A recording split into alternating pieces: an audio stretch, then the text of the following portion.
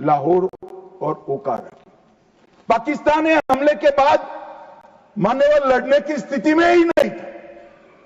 ये पूछ रहे हैं किसके कहने पर समाधान हुआ, किसके कहने पर समाधान हुआ? किसी के कहने पर समाधान नहीं हुआ। पाकिस्तान घुटनों के बल हमारे डीजीएमओ को फोन किया कि भाई बंद करो। पहले से हमारा मकसद युद्ध का नहीं था, ना पाकिस्तान के अवाम को हम नुकसान करना चाहते थे। मोदी जी ने तुरंत कहा कि अगर पाकिस्तान रोकता है तो रोक लीजिए, और इसको भी राहुल गांधी आगे बढ़ा रहे हैं और पूछ रहे हैं। कुछ लोगों ने आशंका की कि कौन मरा वहां। मान्यवर, उनको मालूम नहीं है। उनके समय में जो जघन्य आपराधिक घटनाएं हुई थी, आतंकवादी घटनाएं हुई थी, वो घटना को घटाने वाले आतंकवादी हमें पूछते थे। मुझे तो कई लोगों ने पूछा कि भाई 90 दिन हुए क्या हुआ, 95 दिन हुए क्या हुआ, रोज 5 फोन आते थे। मगर उनके समय में जो बड़ी बड़ी आतंकवादी वारदातें हुई थी, मुंबई ट्रेन ब्लास्ट से लेकर मुंबई पर हमले की, उसके आरोपी आतंकवादी हमारे ऑपरेशन सिंदूर में मारे गए। मान्यवर, ऑपरेशन हाफिज मोहम्मद जमील जैसे मोहम्मद का प्रमुख, मौलाना मसूद का बड़ा बहनोई, मुदस्सर खादियान मरकज तैयबा का प्रभारी, मोहम्मद हमजा जमील जैम और ऑपरेटिव मसूद अजहर का भतीजा, मोहम्मद यूनुस अजहर जैसे मोहम्मद का अमीर, मोहम्मद हसन खान जैम ऑपरेटिव, मोहम्मद हसन वो गंभीर रूप से घायल हुए हैं, जैम का वास्तविक प्रमुख अब्दुल मलिक, खालिद अबू अक्स और नोमान मलिक, ये सारे इतने घायल हुए हैं कि अब कुछ कर नहीं सकते। मान्यवर, ये जो हमला हुआ वो उन्होंने इनके दिल पर हमला किया है, आतंकवाद के दिल पर पहली बार प्रहार किया। मान्यवर,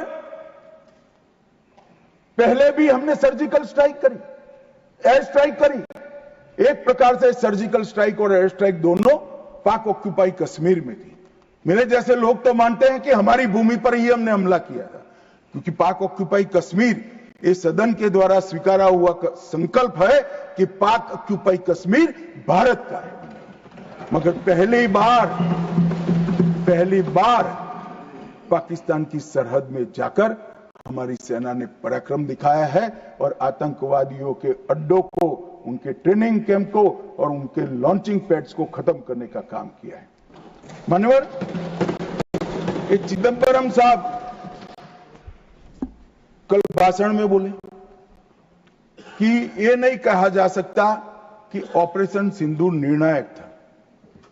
चिदंबरम साहब यहां है नहीं, मगर मैं उनको जवाब देना जरूर चाहता हूं कि चिदंबरम साहब, अगर 65 की लड़ाई निर्णायक थी क्या, तो फिर टेररिज्म क्यों फैला? 71 की लड़ाई निर्णायक थी क्या, तो टेररिज्म क्यों फैला? और अनेक बार जो कार्यवाही हुई वो निर्णायक थी क्या? मान्यवर, जब तक दुश्मन या तो डर नहीं जाता या सुधर नहीं जाता, कभी निर्णायक अंत नहीं आएगा। मान्यवर, इतने सालों तक उनको डराने की, दंडित करने की कोई प्रक्रिया ही नहीं हुई। क्यों डरेंगे वो? हम तो डोजियर पर डोजियर भेजते रहे, कभी उनको जवाब नहीं दिया। नरेंद्र मोदी ने जवाब दिया। मान्यवर, सर्जिकल स्ट्राइक करी, एयर स्ट्राइक करी और ऑपरेशन सिंदूर, खौफ पैदा हो गया है।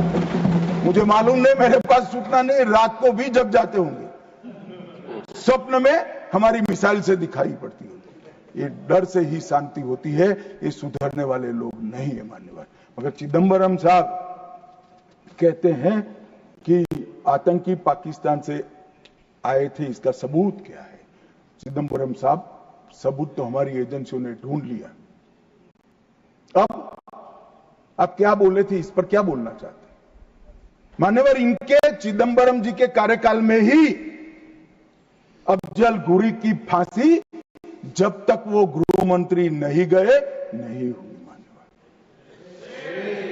बंबई का हमला, बंबई के हमले के बाद आज ये दिग्विजय सिंह चले गए हैं, उन्होंने कहा है तो आरएसएस ने कराया था।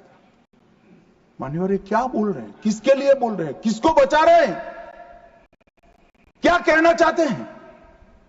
और हिंदू टेरर का सगुफा किसने छोड़ा? मैं आज दुनिया के सामने, देश की जनता के सामने गर्व से कहता हूं कि हिंदू कभी टेररिस्ट नहीं हो सकता। हम कभी टेररिस्ट नहीं हो सकते। क्या कहना चाहते हैं? फर्जी टाइप के केस बनाए, एक भी केस अदालत में नहीं टिका। देशभक्त संगठनों पर आरोप लगाए आपने, सिर्फ आपकी छिछोरी राजनीति के लिए, क्षुल्लक फायदे के लिए। और फिर क्या कर लिया? फिर भी हार गए। हारे तो ना।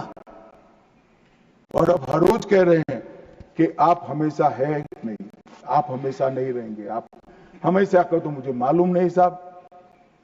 मैं 61 का हुआ हूं, 14 से 30 साल तक भारतीय जनता पार्टी की ही सरकार रहने वाली है। मैं चिदंबरम साहब को कहना चाहता हूं, वहां पर डाल दो, भारतीय जनता पार्टी की सरकार मेरी नहीं। 30 साल तक भारतीय जनता पार्टी की सरकार रहेगी। मान्यवर, मैं 2015 में बोला था हमारी उड़ीसा कार्यकारिणी में, भुवनेश्वर कार्यकारिणी में। अब ये 5 साल गिन लो तो 15 तो हो ही गए, और 15 भी हो जाएंगे। मान्यवर, भारतीय सेना के लिए कभी भी इन्होंने तैयारियां नहीं की। चीन के कई जवानों ने चीन की लड़ाई के बाद लिखा, हमारे पास बंदूक छोड़िए, कारतूस छोड़िए, नमक, चीनी और माचिस भी उपलब्ध नहीं थी। घनघोर ठंड में पहनने के लिए हमारे लिए ठंड के कपड़े भी नहीं थे।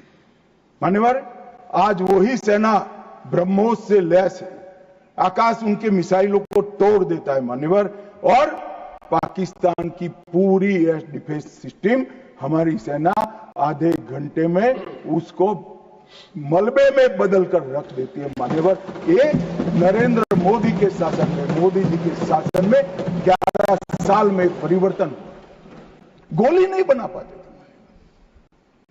मैं बाद में बताता हूं, लाखों करोड़ों का सामान हम बना रहे, विदेश में भेज रहे हैं, एक्सपोर्ट कर रहे हैं। हमारी सेना का काफी सारा कई सारी चीजें हमने ब्लैकलिस्ट कर दी, इंपोर्ट नहीं कर सकते। और R&D के लिए एक बहुत बड़ा इकोसिस्टम बनाने का काम देश के प्रधानमंत्री नरेंद्र मोदी ने किया है। सेना और पूरे देश को मोदी जी की ये पहल पर, आत्मनिर्भर भारत के गर्व पर, और हमारे सेना के जवानों का हथियार उनको ऐसा देना चाहिए, इस बात की चिंता पर देश और सेना मोदी जी पर गर्व कर सकती है। मान्यवर, हमने जो नमक, चीनी और माचिस नहीं थी, ऐसी सेना से 11 साल में 22 मिनट